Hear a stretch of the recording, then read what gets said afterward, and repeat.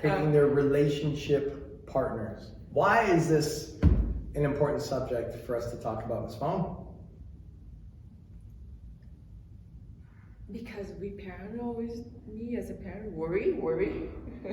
I worry. Yeah. Yeah.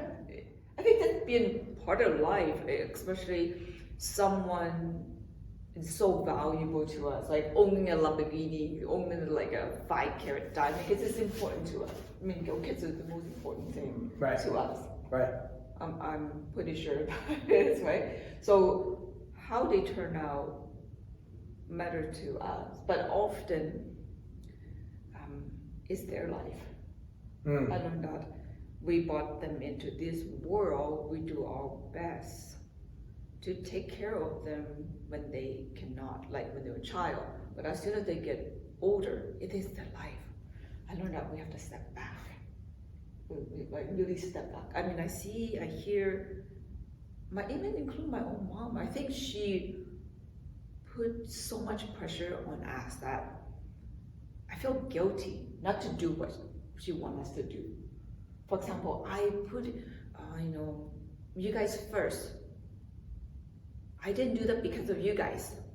Now I say, really, Mom? You put so much pressure on us. I want you to be happy. Please, please don't put that kind of pressure on me as a kid, as a daughter, right? So, because I learned from my own mom, I am not going to do that for my own kid. So how does that relate to your kids picking their partner? It's important because their relationship is so important to, anyone's happiness really, I believe, boils down to relationships. And having a partner is one of those relationships, right? That is so important in someone's life, right? You go home, if you're happy with your partner, then most of the time you'll be happy outside as well. If you're not happy inside with your partner, it shows up outside. So, because they're your partner, core, right? So what's the concern that you have regarding our kids and how they choose their partner? Well, make sure they choose the right one. What's the definition? What's the definition of the right partner? For you, it's different for everybody, right? So right now we're entering Helen's world, so we understand where she's coming from. What's your personal definition of the right partner for your kids? What makes them happy ultimately? I think before was, what kind of job they have, what kind of family environment they grew up in. And those are really important. I mean, they do represent, what a person does and can do. But then I remember you reminded me, if they're young, they will change. Just because they are this way here in the 20s doesn't have a very successful, meaningful job, doesn't mean they won't have it in the future. So that's very important, not judge them so fast. I think that's one thing you reminded me, because I hear some of my friends, want their kids, the kids only in the teenage years, in early 20, you're dating that person, cut him out. You cannot date certain people. You have to have this kind of relationship in your life now. It's important too, we do watch out for those, but it's important to know that nobody stayed the same. Yeah, I think nobody stays the same, and I think to add on to what you're saying, kind of like us when we were growing up, we had to go through our list of relationships and list of people that we learned to like or dislike over time. And the ones who we didn't like or who we ended up falling out with, oftentimes they became the foundation to learn, well, if we don't like that kind of person in our life, what do we like? And one of my old coaches said years ago, he said, Alan, sometimes to make the right choice, you first have to go through a season or a time in your life where you make a lot of choices that you don't like. Because only when you make so many choices that you don't like, eventually that experience teaches you what you do like. But you have to go through that first. Now, of course, there's ways to shorten that where you're not hurting yourself, making so many emotional mistakes all the time. There's ways to cut it down. But even with the cutting it down version, experience with that knowledge of knowing, hey, I gotta mess this up a little bit so I can fine tune myself, so I can make better choices, so I can make better quality decisions on who I wanna have. I have to go through that phase first.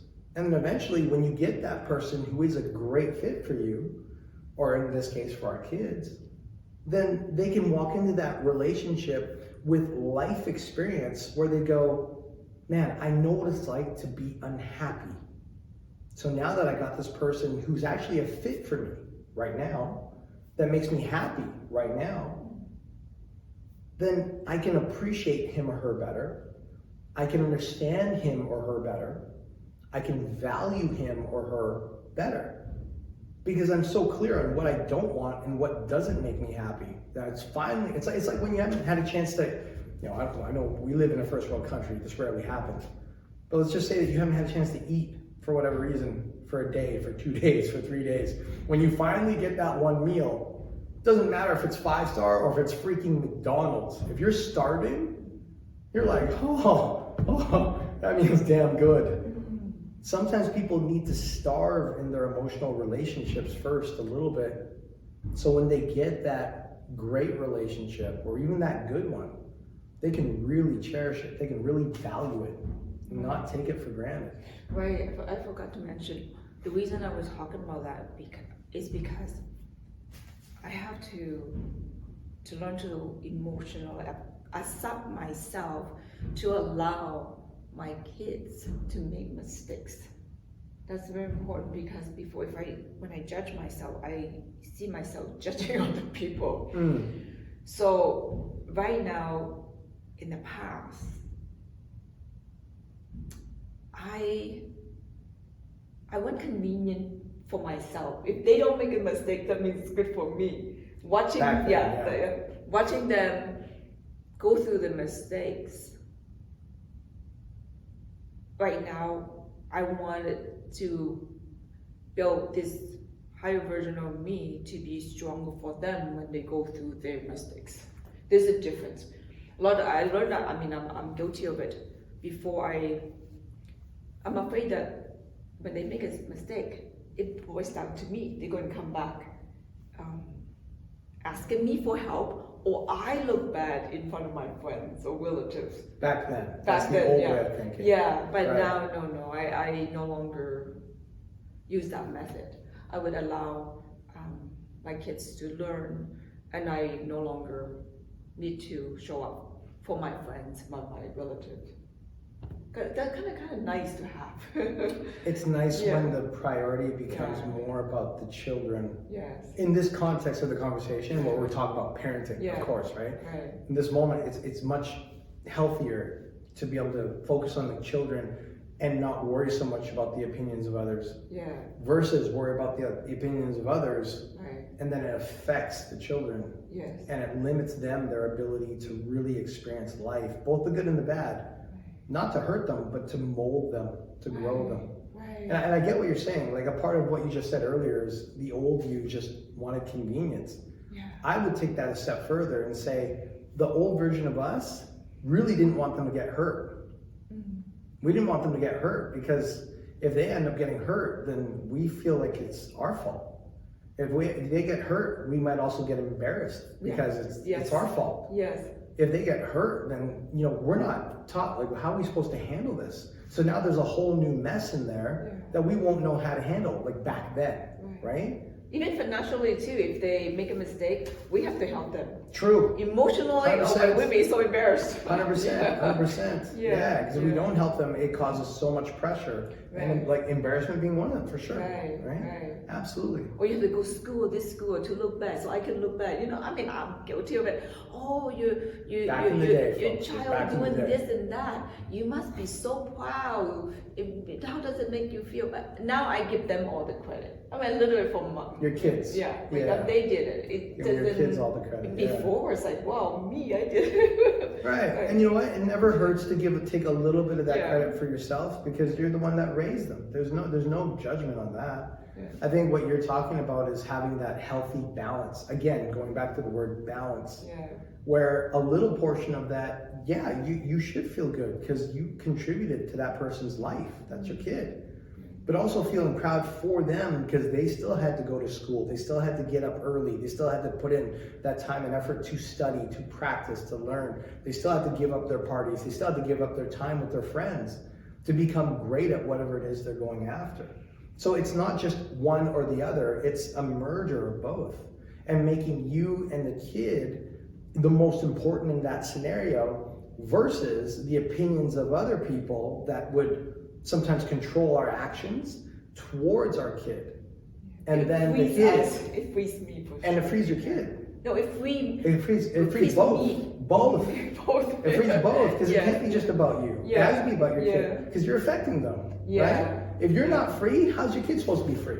True, I remember this incident when my oldest went to university. She wasn't sure which program she wanted to get in. And then of course she wanted, our opinion. And yes, you should go into this, get better job or more more status, right? So and I remember that moment.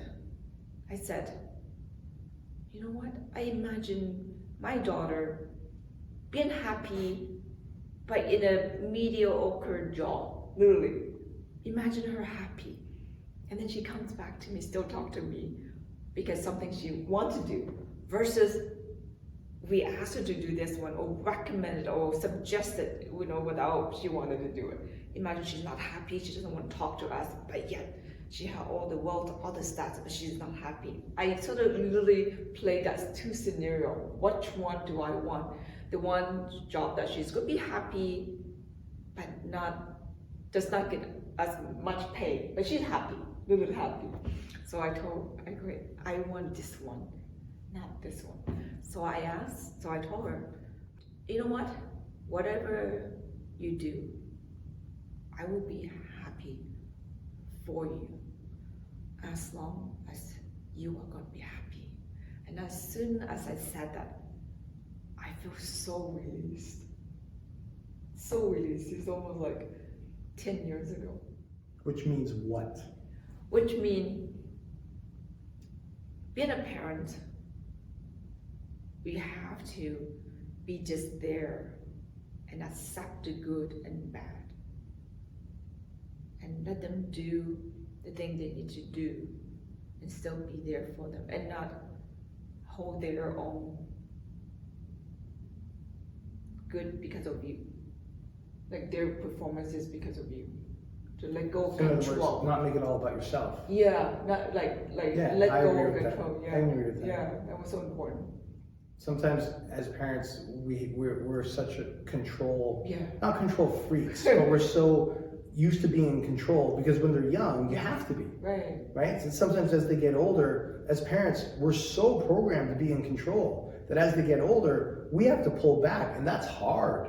That's a hard thing to do when you spent a big chunk of your life and all of that young person's life being in control of them, because when they're young, they can't make those kind of decisions. You're teaching them. Teaching is partially control.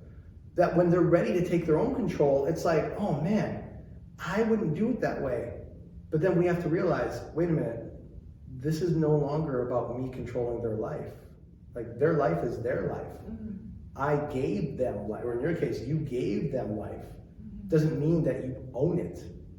Giving means it's like a present. You don't have control over the present. You've given that away. Yeah, the fear level should minimize as they get older. When they're young, we fear, oh my God, they're going to injure themselves. They're going to be hurt, right? So that fear level, we need to adjust. Which is where the emotional control techniques and the learning that self-awareness really comes in handy. Because if a person's not self-aware, they might not know as a parent, are they being overbearing? Are they being over-controlling? Are they being overprotective? We keep going back to that word balance because everything we've discovered is balance. There should be some control, but there also should be some freedom. There should be some protection, but not so much that it turns into seclusion. They should have the ability to bring some people into their life. Teach the kids how to do that, but also know how to keep bad people out of their life. That's a tough thing to do, especially if you don't know how to do that for yourself. You can't just go and teach that to another person and assume that it's going to be successful. It's like some people that talk about being rich, but they're not rich. They go out and teach somebody how to be rich. They're not rich. Well, what the hell? What do you think is going to happen? They'll just end up with what you got, right? So we got to teach. If we're going to teach anybody, we believe it's important. We got to get self-taught in this area first, and then have the ability to pass that on to our kids, which is really the nature of this entire channel of what we're talking about here. Yeah, like it just go back to what you said. Check our own emotions, our own fear first. I'll give you an example. Even my mom right now, she's 80. She have always tell us, I'm worried about you. So I thought, oh, my mom worried about. I mean, so nice to have somebody worry about you, right? But then I learned that it wasn't because of us, it was because of her own fear. She would call us at 6 a.m. in the morning if she didn't hear us that we safe home from a trip, like 6 a.m. Like we now 40, 50s, right? She still need to call us first. So I learned that it's her own emotional fear she hasn't been able to let go. My kids will be okay. Because literally, I thought, oh, my mom is so sweet. She needs to make sure that we're okay. Yeah, I'm sure that's a part of it, right? I'm assuming that's a part of it. Think about it. We adult, if we toddler, of course, safety. But we, 50, we're own kids, and yet she want to make sure that you're home. This boils down to her own worry, right? I talk about this with my sister, and then I came to realize, no, it's her own worry. She still doesn't have faith in herself often, because in that transition to us, by calling us like 5 a.m. in the morning because she didn't hear from us, we're no longer the toddler that she needs to protect us. We're adults, we have kids, right? You know what I mean? That kind of worry. I got it. Yeah, I get that. Yeah, no, there is some truth to that for sure. A person can't be confident about others if they're not confident about themselves. Right. And no disrespect to your mother, she's operating from a place where she had to be protective, she had to be mindful, watchful. There was just not that shift from a third world cultural environment to a first world cultural environment, where the dangers in that place, they don't necessarily exist the same way in this new place. Yeah. Right? So again, if your kids are not listening to you, or not doing what you want to do, make sure you check inside. What are you doing first, right? Like, am I doing it for myself or doing it for them? And most of the time, we're doing it for ourselves. We're doing what we're doing to protect ourselves first. Like my mom, right? Worry is her own internal thing that she needs to fight. But then yet she sort of give it to us. You didn't call me. You make me worry. Nobody can make her worry without her showing that kind of fear inside her that she hasn't been able to let go. She's still using the old programs. So if you are not getting along, perhaps with your children, perhaps check yourself whether you are still having certain emotions that you haven't been able to let go first. Right, because I love my mom and I want her to feel love, but sometimes she overdo it and make us scared of her. And my mom probably didn't know, but she thought she was doing her usual thing to protect us, right? Calling us at 6 a.m., 5 a.m. to make sure you're home. But she didn't know. She was just running out of old programming. But to us, it was a lot of pressure. But that's her old mama showing us, I love you, right? Right. Yeah. Right, absolutely. You're right. I need to make a habit of saying good, which you taught me as well. They didn't mean it. You didn't mean it like the way you speak to me. So you said this, but you didn't mean it. It really makes a difference. It does. Nobody wanted to hurt you, but sometimes come out accidentally the way we used to run our own. And we know that's true of them because they love us. Yeah. Right? It just came out really harshly sometimes. Yeah. Like, even the way you talk about your dad, the way I talk about my dad, Like they were harsh. That's But at the end all of- they knew how but to at the end of the do. day, yeah. Yeah. But they loved us. Yeah. That's why they were so harsh on us, and they just didn't know better. Fear, the fear. They knew how to go into their fear. They didn't know how to get out of it. Ah, that's right. Because fear is easy. There's no learning to fear. Like there's fear. There's no learning to that. It's just a response. You got to learn how to be confident. And you got to learn to rise above that, right? You need someone to teach us, to teach you, to teach us. How do you beat the fear? Some people know how to do that instinctively, some.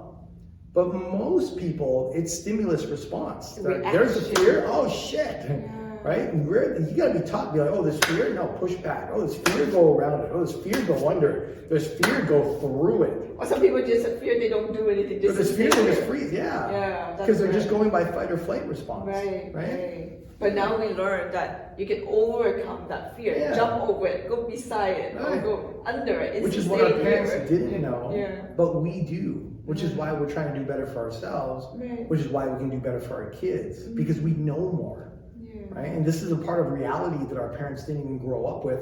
They, most of the time, didn't even know that this kind of thinking existed. Knock that fear down. Yeah, which thankfully we do, because now we don't have to keep passing on the trauma and the pain and all that emotional damage from generations. We don't have to pass it to the kids. I see that with my daughter now. I see that the fears that she had growing up, I see them melting away. I see it. That she was not the type to go to the gym by herself before. She used to be terrified of that. She always wanted mom or dad around for safety, for protection. But now she goes by herself, which for most people is like, what the fuck? That's a big deal. When you come from a home where dad said one day, the biological dad, honey, I'll be back, and then fucks off and he's gone. And that's your reality. That someone that's supposed to love you can disappear, that changes your entire belief system. So to see that melt away, where she can go out and be like, no, dad will come home. I'm safe, right? Yeah. Or like they're just right there. If something happens to me, I know I can call on them. When you didn't have that before and then you have it, that's a change in perspective and reality. That's beautiful. It is. It is. For her. For her. I mean, I'm happy for her and I'm happy for you and Lisa as well, right? It's so nice to have. Thank you. Yeah, so nice. It means a lot. Yeah. Well, that's what you're getting now too. You're kumbaya. Kumbaya! Kumbaya. with my Oh my God. son And then your son's husband. smiling. I know. That's beautiful. Yeah, like, you never did that before. No, Never. I had to because he's so important. He was angry with me, and I couldn't talk to him for weeks. And I got to do something. So finally, you told me, look at him, touch him. Make physical contact. Yeah, touch him, right? and Yeah, say touch him. something, get his attention. So I only had like 30 seconds, and that day was his birthday. Or else he would just ignore me, right? We call that kinesthetic connection. Yeah. Yeah. It was so quick. And as soon as I got that moment, he looked at me. That was good. For weeks, he didn't want to look at me. He came in, as soon as I'm there, like literally, he walked to another room. You know how sad it is? You walk into the kitchen, he's doing something because he's mad at you. Literally, he just walk out. That's the saddest thing ever. And then he came in that day, I was eating. He didn't walk away. Then I learned that, oh, he's less mad now. So I took that window of opportunity to ask him if we can just sit down. And I knew that sitting down, not touching each other. I mean, not touching, not holding hands. Or something. that was something new I came up with, being a little bit crazy. It's within my own home, right? And I want my husband to be part of that as well, because it's just, thing is better to have two adults supporting, a child's situation. So I literally hold onto both hands, like I'm just meditate. What do you call that? The guru. What do you call those people who meditate, pray? Yeah, like I never even do. We never meditate at home, but I pretend like hold one hand, my husband's hand, and the other my son's hand. As soon as I touch him, I feel the energy went down. The negative energy, his anger. Yeah, and I feel like I didn't look at him, but I could feel him like sigh, like he was holding up. that angry with me for over 2 weeks. Mm. And it was such a beautiful thing to experience. He let his energy down to something soft. And when I went, and I went like this, amen. And he started to smile. That was the nice thing. That was really nice. Something crazy I did. When you don't have that on the regular and you get that kind of connection with your kid, that matters. That matters. And then my husband said, good job. Like it's something he would never do. But he appreciated the fact you did it. Yeah, to connect with my son again. Mm. He didn't want to talk to me or him. Like Mm. even if he did, he's just angry, right? Mm. And now he's talking. The last 2 weeks he's talking. It's Mm. nice. It's really nice. It's awesome.